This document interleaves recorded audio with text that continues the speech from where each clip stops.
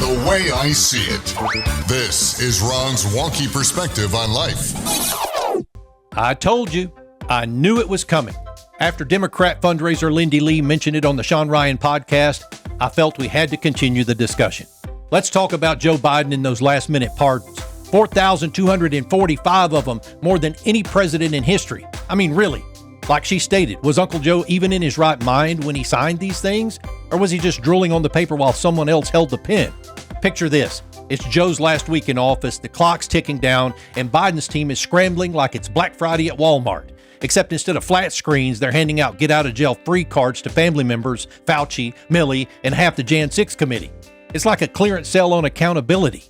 Now, I'm no doctor, but we've all seen Joe on TV, stumbling over words like there are Legos on the floor, forgetting where he parked Air Force One, and yet we're supposed to believe he sat down, sharp as a tack, and thoughtfully decided to pardon his brothers, his sister, their spouses. Heck, why not the family dog while you're at it?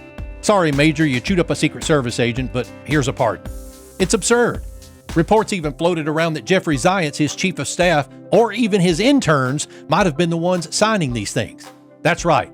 Biden's out to lunch, and the unelected bureaucrats are running the show like substitute teachers on a power trip. And the preemptive pardons, pardoning people for crimes they may or may not have committed in the past, that's not justice. That's a retroactive, oops, my bad, for the swamp.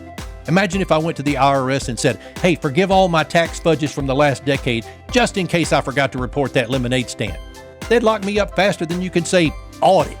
But Biden's like, nah, Fauci might have bent some rules. Here's a free pass.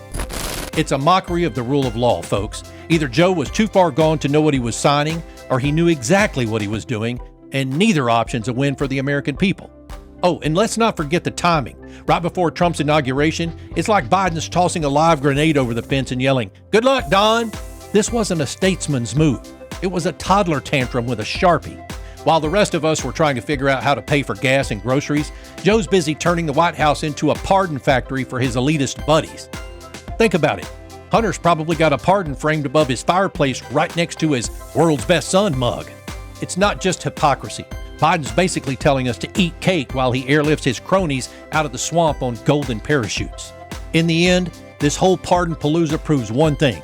The only thing Joe's sharper at than forgetting names is shielding his pals from the pitchforks they deserve. I'm Ron Phillips, and that's the way I see it. The way I see it is only on the DailyMojo.com.